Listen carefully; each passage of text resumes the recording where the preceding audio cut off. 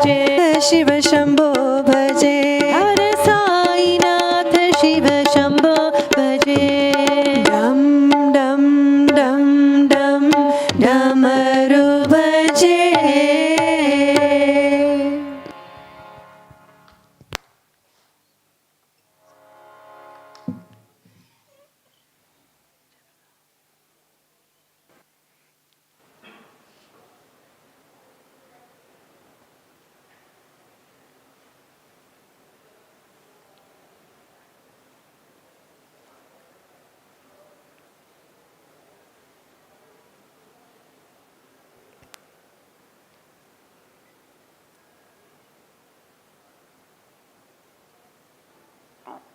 Welcome to Satsang, and thank you so much for such beautiful, beautiful kirtan, and we'll ask them to play some more after Satsang so that people can stay back and enjoy some beautiful kirtan.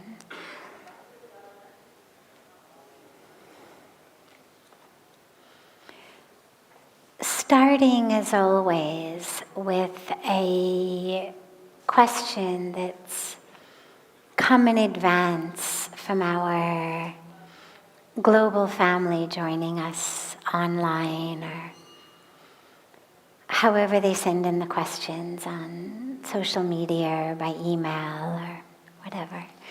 We begin with one of those in honor of the fact that they are not able to be here with us physically on the banks of Mother Ganga.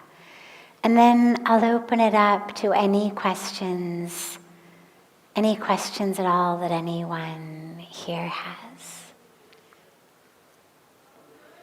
How can I stop being afraid of happiness? How can I stop being afraid of happiness? By realizing that you deserve it. There's nothing scary about happiness. Happiness isn't the stuff that nightmares are made of. There's nothing in our evolution, our physical evolution, our spiritual evolution, nothing that would make us afraid of that. We're afraid of things that are harmful to us. Wild animals, tigers and snakes and heights or deep water, closed spaces, the things that people have fears and phobias about are things that actually can harm us. Happiness is the opposite. Happiness is that which we all want. And yet, the questioner of this has touched on something really deep, because so many of us live in a way that is exactly opposite of that which brings us happiness. We do things that we think, my God, but I knew that was just going to make me miserable. I knew that was going to end in disaster. I knew we would fight. I knew that it would ruin the evening or the weekend or the relationship. I knew that I would lose my job if I did this. I knew. But we do it because on some very deep level, there's something inside of us that doesn't want us to be happy. You think, well, that doesn't really make any sense. It's good for our health. It feels good. It's what we're yearning for. Why would we shoot ourselves in the foot? I mean, it's one thing when you make an honest mistake. But when a lot of us look at the choices and the decisions that we make, so much of the way that we live, you realize this is not a simple misguided attempt or an honest mistake. This is a very deep-seated self-sabotage in order to ensure that I'm not happy. So Isha, our questioner, has touched upon something really deep. And the reason that we are afraid of happiness is because inside of ourselves, we don't believe that we deserve it. And so in order to become happy, it creates so much conflict in us. I don't deserve this. I shouldn't have it. It's not right. I'm not good enough. It's going to be taken away. It won't last. It can't be real. They've got the wrong person. Right? How many of us have been in a beautiful relationship with someone? A good friend, best friend, a romantic partner, whatever it may be. And you get that sense of, they don't really know me. If they really knew me, they wouldn't actually love me so much. Or someone really is wonderful to you. They appreciate you so much. And you think, well, that's because you don't really know me. Or that's just because you have rose-colored glasses. That's just because you see the divine. Look at how we are so unable, but also unwilling to actually accept the beauty and the divinity of our own selves. And that's because on deep levels, for a variety of different reasons, based on our own families of origin, our own situations, we think that we don't deserve that happiness. And so we need to keep it away. Maybe we were told when we were young, either directly or indirectly, you're stupid, you're worthless, you're no good. You're not as good as your brother, sister, cousin, neighbor. You're stupid, you're lazy, you're irresponsible, you'll never amount to anything. Good for nothing. Right? There's a lot of different vocabulary words that get used. There's a lot of different language. Some of it is verbal, some of it is nonverbal. But a lot of us get that when we're young, again, either directly or indirectly. And because we get given it at a young age when we're so suggestible and so vulnerable and our whole sense of self is being formed, and especially because so frequently it's given to us by people we trust, a parent, a teacher, a family member, that we take it in as truth. I am worthless. I am irresponsible. I am lazy. I am good for nothing. And so in order to maintain our loyalty to that person, in order to maintain our loyalty to what we've always thought about ourselves, we have to make sure that we don't actually ever succeed. We have to make sure that we don't actually thrive, that we don't actually experience joy, because then that would turn everything we always had thought about ourselves into a lie, which would turn whoever told us that into a liar. And that's not something that most of our psyches really want to go through.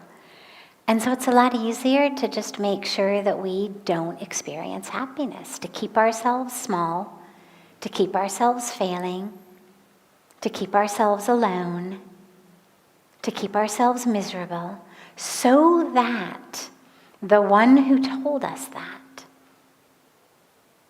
will be right, and we can stay loyal to them, to that way of thinking.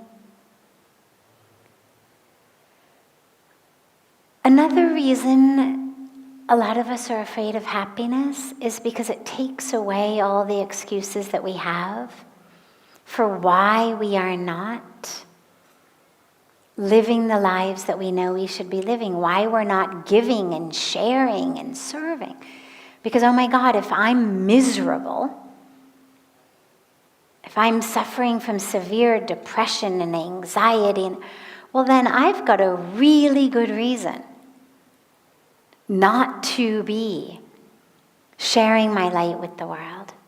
I've got a really good reason not to be fulfilling my dharma, my purpose here on earth. A good reason not to be serving the world with my gifts. And so, if I allow myself to be happy, well, then I can no longer hide under the covers of depression and anxiety and misery. Then suddenly I've got to show up. Show up as a being of light. Show up as arms, hands of the divine here on earth. But Isha, what I can tell you is being happy is your birthright. It is the core of who you are. And every minute that you live cowering from happiness, you're cowering from yourself, from the truth of who you are. And so it's just a matter of time until you have to unfold that. The universe is really patient. You don't want to do it this life, no problem. You can come back and do it next life. But that's what you're here for, is to see the truth of who you are. And that truth of who you are is a being of light, a being of love, a being of joy. And so it's time to stop cowering from that and to allow yourself to see that. For all of us to allow ourselves to see that. Because that's true not only about Isha, but it's true about all of us. We're spirit. We have bodies. Our bodies are beautiful. They're wonderful tools. But who we really are is spirit, soul, consciousness, divinity, love, truth. And we're here to open up our eyes to be able to see that. So however long you want to wait is okay. But you'll just have to keep coming back to do it over and over again. So when you know you've got something to do, you can't actually procrastinate forever. And at the end of the day, it's only going to bring you joy. It's happiness we're talking about here. It's not doing the dishes or taking out the trash or cleaning up the room or balancing your checkbook or whatever else we procrastinate. The end result of this isn't a headache. It's joy. So whatever you think, whatever someone may have told you or implied, whatever illusion you're living in, let it go. You deserve happiness. It is the nature of who you are.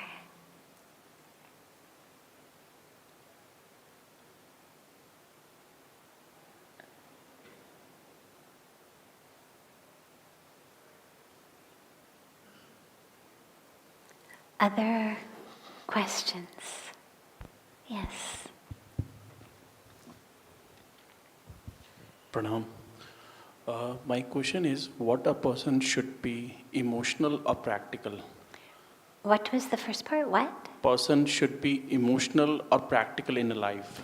Should we be emotional or practical? The head or the heart? Yeah. So because Shri Krishna has subsided emotions of Pandavas, then only they won. So this is my question.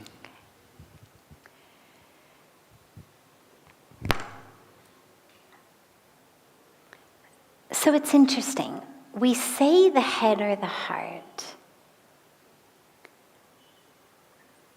but it's actually not reason and emotions, and here's why. Emotions actually take place in the head. Emotions are not actually of the heart.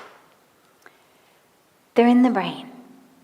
They're chemical and electrical patterns of energy in the brain. They're fleeting. Joy, fear, despair, ecstasy, boredom, frustration. We kind of go in and out. In and out. They fleet. And anything chemical can affect them. Not getting enough sleep, being dehydrated, eating certain foods, fasting, not getting enough sleep, intake of alcohol or drugs. I mean, there's anything that impacts the chemistry of your brain is going to impact your emotions.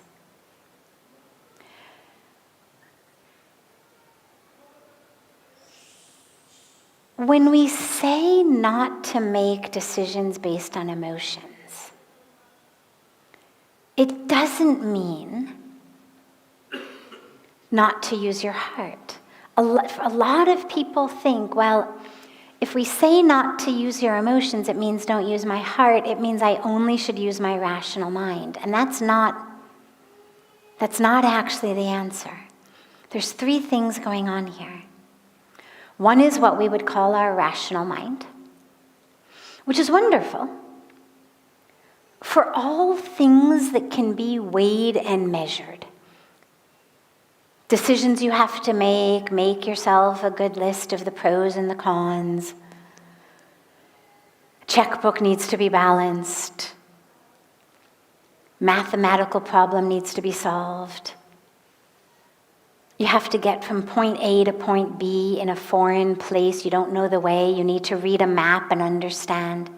This is all rational mind stuff. It's wonderful. As long as what it's looking at is something separate from self. What the rational mind cannot know is the self. It cannot look inward, which is why when we meditate, the whole goal is to quiet the rational mind. The rational mind is the one who, as you go into meditation, says, this is such a waste of time. I knew it wouldn't work. I've got so much to do. My God, I haven't gotten one thing ticked off my to-do list today. Here I am. It's never going to work. I know it's not going to work. This is ridiculous. Has it been 20 minutes yet?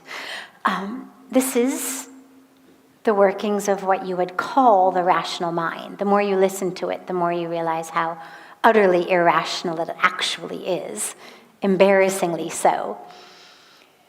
But euphemistically, we're going to call it the rational mind, even though it's actually the chaotic mind. That's what you want to stop or slow down or quiet when you sit to meditate. Not so that you can feel emotions, because the emotions are actually a product of that chaotic mind. I see something that makes me angry. I see something that makes me frustrated. Somebody sends me an email, a text message. Suddenly I'm all upset.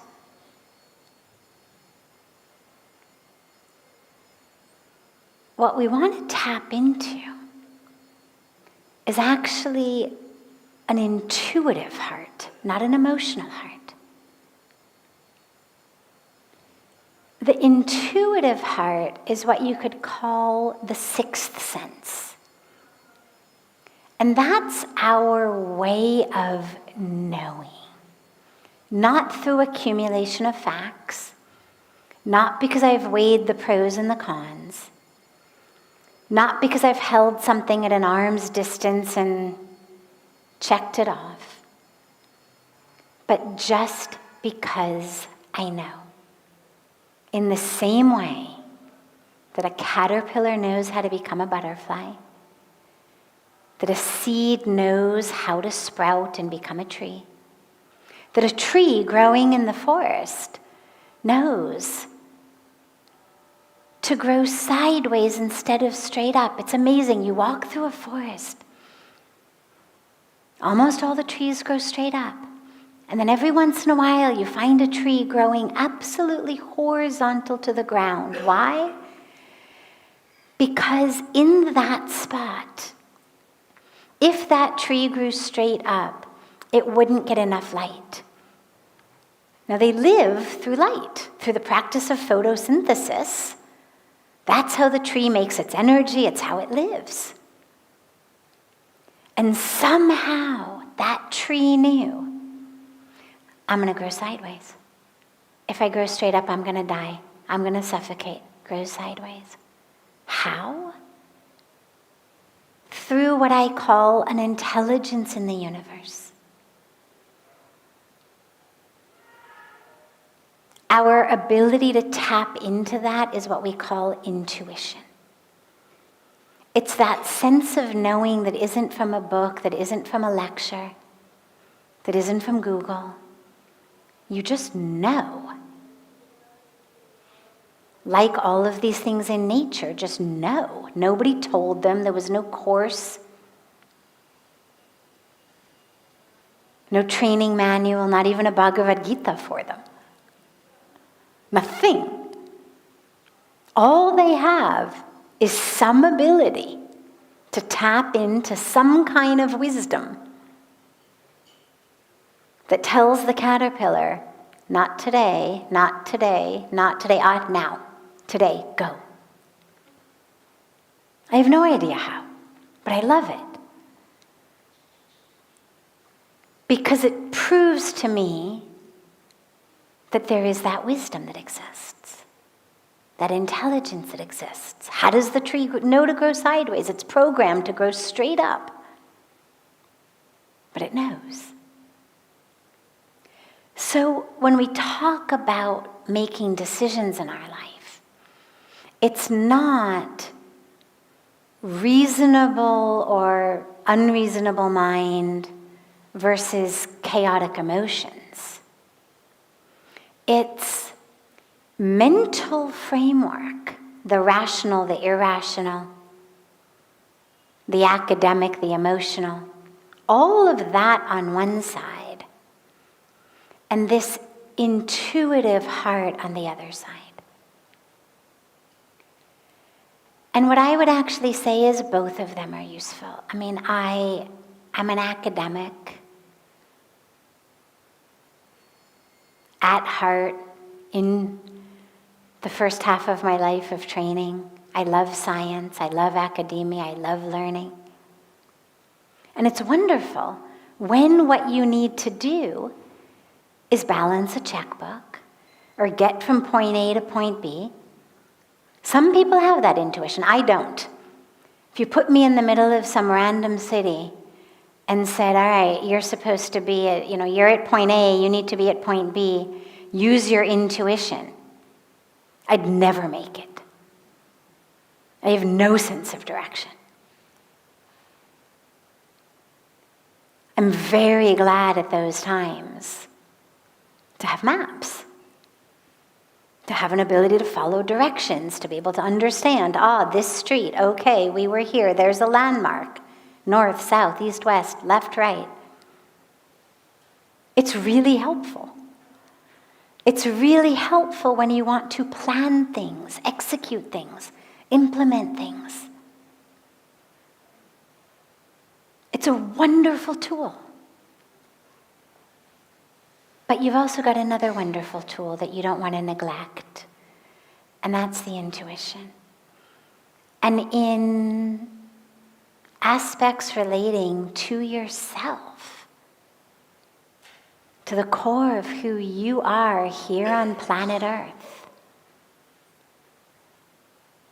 There's no equation that can help you. There's no app that can help you. There's no map that can help you. There's nothing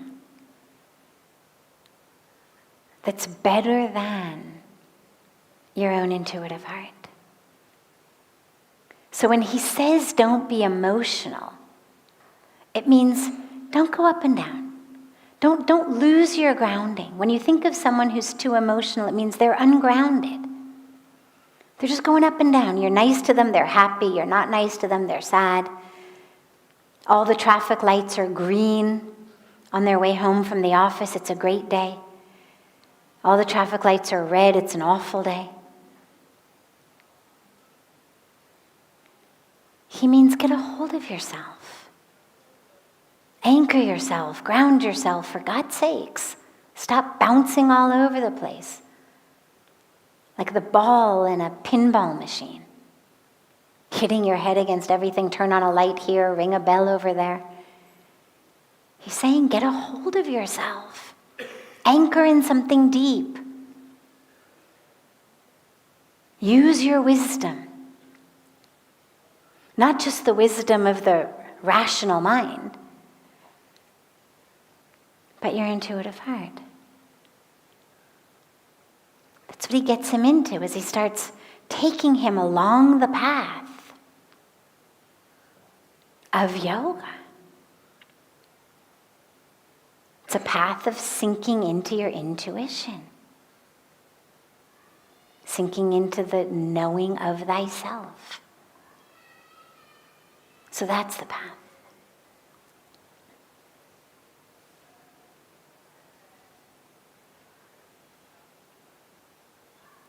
Other questions?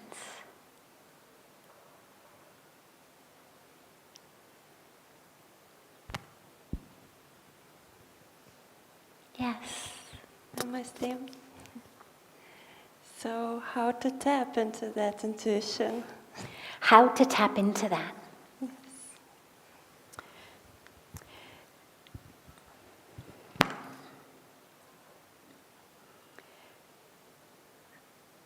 It's always there, but we have to quiet the mind. The mind is very loud. And sometimes the intuition is really loud. If you go back and you think over your life, chances are there'll be at least one moment in your life where you really felt something. Maybe you heard it as a voice. Maybe you just felt it in your body. Maybe you just knew it, and it felt loud. But usually intuition is somewhat quieter. It requires being tapped into. And so if I go to sit to meditate, and my mind is doing that thing that the mind does, that says, I really don't have time to meditate today because I've really got to get into the office early because I know that that guy is going to try to tell the boss that he did all the work on that project and I've got to get there before he does. Oh, God, but you know what? It's going to be traffic today. He's definitely going to get there first. The boss is going to hate me. My bosses always hate me. I don't know what that is. So, if I do that,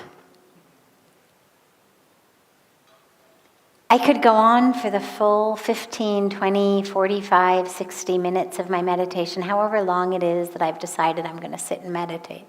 I could go the whole time. And I haven't tapped into anything. All I've done is I've just let my mind run wild.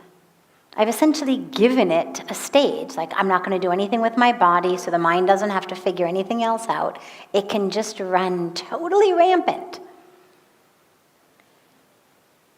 And that's why what we try to do is quiet it. And that's why we use practices of a mantra, of focusing on our breath, of focusing on our third eye,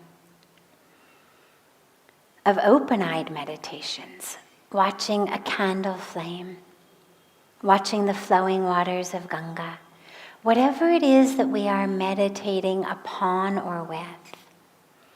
These are all ways to get the mind to become quiet so that I can tap into my heart. Another good practice, though, is to really start giving it a voice. Imagine that you were a school teacher, a good school teacher, and you were someone who wanted all the kids in your class to have a chance. So rather than only picking on the kids who immediately raised their hands with, "I know the answer," you actually made sure to call upon every child in the class, whether they raised their hands or not.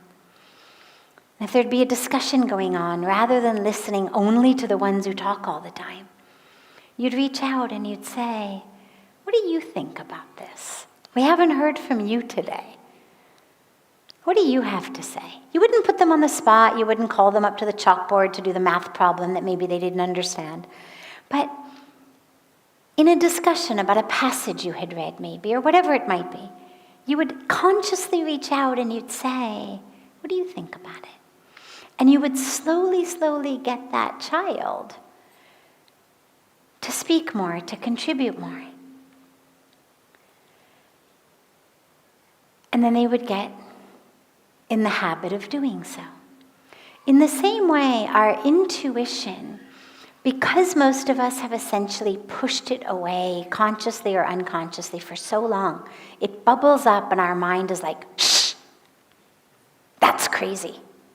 Shh, you don't know anything. Shh, that'll fail. That's going to make me look like a fool." And we constantly push it away. "Oh, I'm much too old for that. Oh, I'm much too young for that."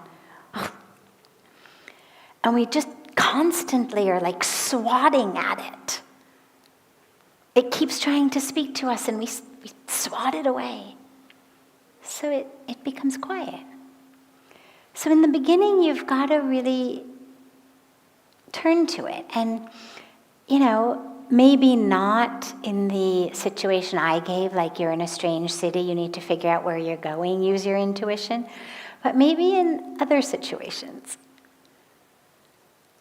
where you've got a decision to make.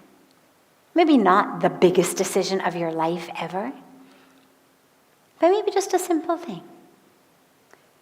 Whatever it may be during the course of your day, but start relegating decisions to your intuition and just see where it takes you.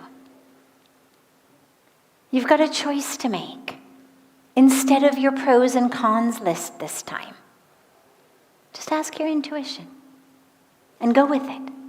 Don't second guess it. Don't debate it.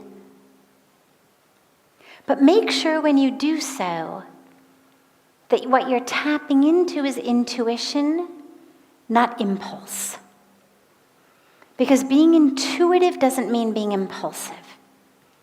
That which pushes impulse is usually either desire or fear.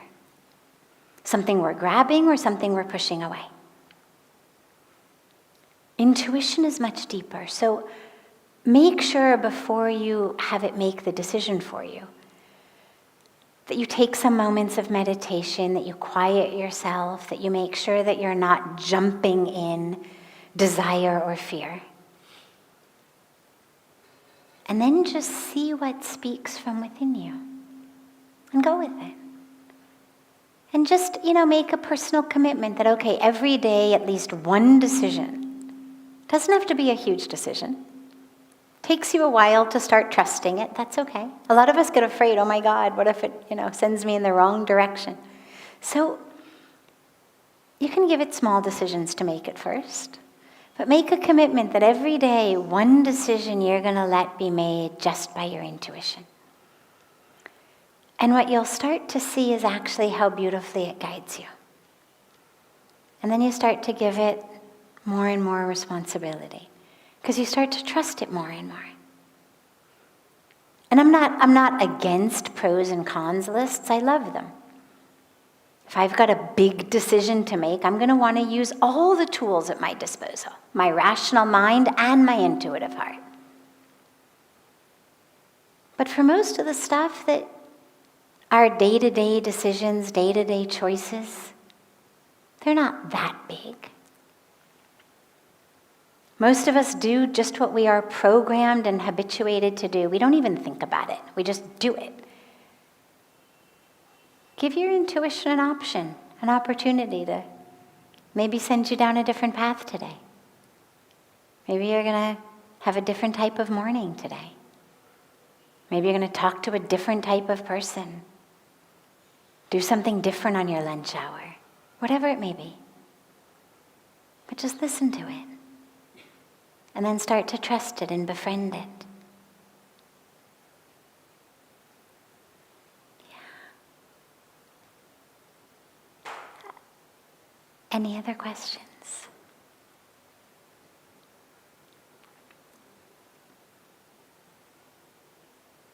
Yes.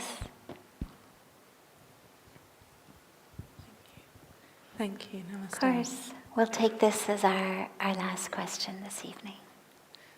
Sometimes when I sit for meditation, many times it's very lovely, but sometimes I feel like I tune into a part of myself which is just a sort of constant screaming, and I'm not sure what to do about it.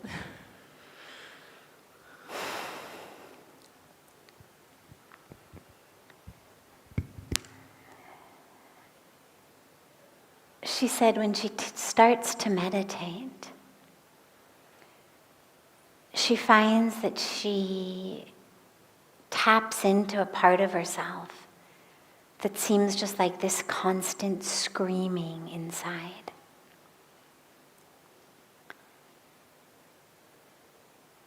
You're tapping into something very deep. Most of us have a lot of layers of our being. And so, in a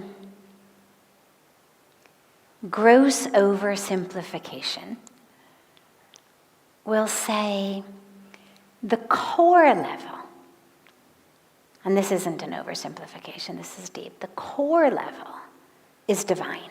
And that's true for all of us. The absolute core of who we are is divine, meaning it's peaceful, it's joyful, it's one with all.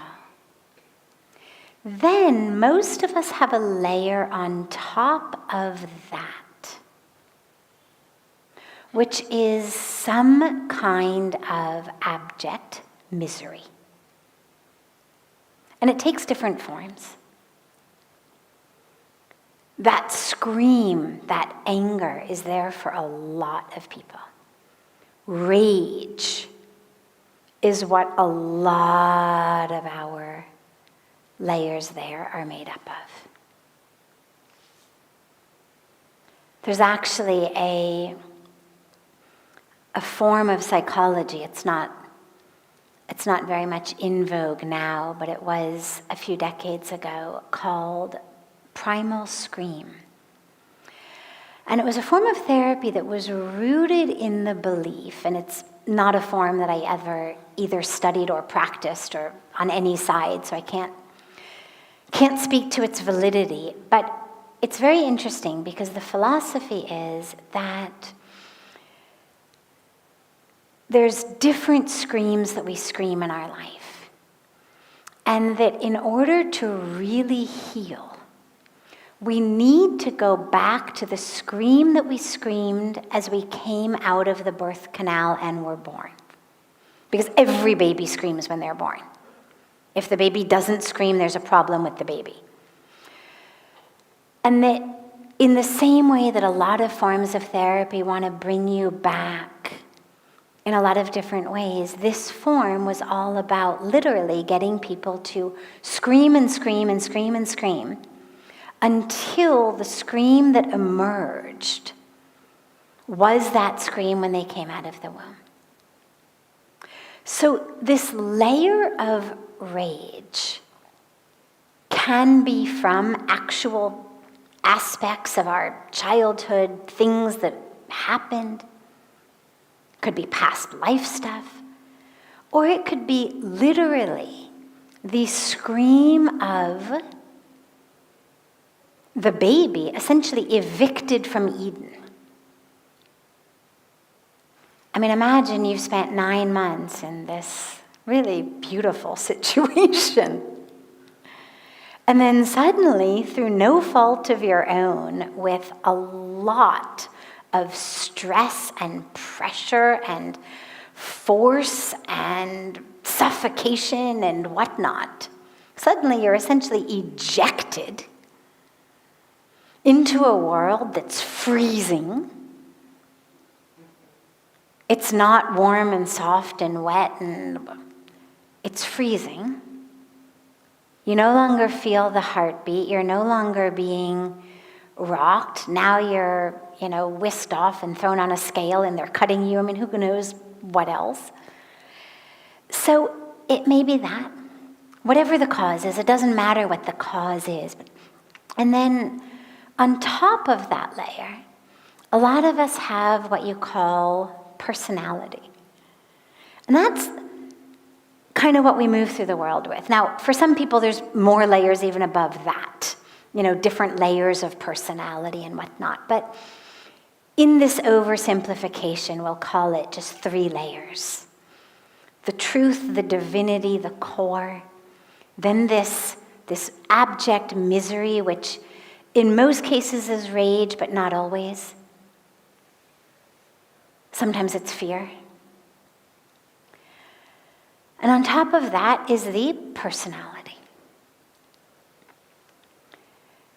It's not surprising that when you tap in to a practice that takes you below the level of personality,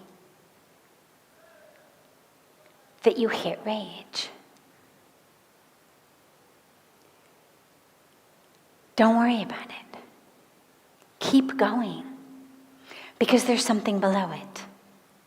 What happens to a lot of us when we start to meditate or get into any kind of deep spiritual work or even deep emotional work is we stop there because it's terrifying. My God, the last thing we want to do is be face to face with that rage or with that fear. And so we back away. But actually, what you need to do is stay with it and just keep going. You don't need to analyze it. If something specific keeps coming up, set aside a time in your non-meditative day to analyze it, to look at it, maybe to talk to somebody about it. Not during your meditation, though. During your meditation, notice it, be aware of it, and just keep sinking. Imagine that you are a scuba diver. And you've got an oxygen tank, you're totally safe. You've got an infinite amount of time and oxygen in that tank. And you're sinking, you're dropping deeply into that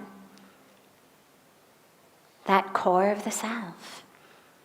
And you get below the tentacles of this personality, the masks and the roles and the stories and the dramas and all of that. And you hit this rage. Keep going. Just keep going. Just keep going. Imagine, think about it like, some seaweed that's just kind of grabbed your legs. It doesn't mean go back up to the shore. Seaweed is pretty close to the surface. It's not that far deep. You want to keep going down. You want to go down to where the real beauty is. Now you may find that in between that rage and the core, you may find another level. And it's worth mentioning if you do, which we're going to call the void. That's this, oh my God, I am nothing. But it's a terrifying nothingness. You haven't yet hit the nothingness that's the same as everythingness. It's that, oh my God, if there's no personality and there's not even this rage, fear, scream. I've dropped into the black hole of nothingness. And again, just keep going. Just know that on the other side of that is actually the truth of yourself. So don't worry about it. Doesn't mean that there's something wrong with you. It just means that we all have these layers, and you're going deep. But you just have to keep going deeper. So whatever practice you're using that took you into that, just keep using it. Just keep going. Just keep going down.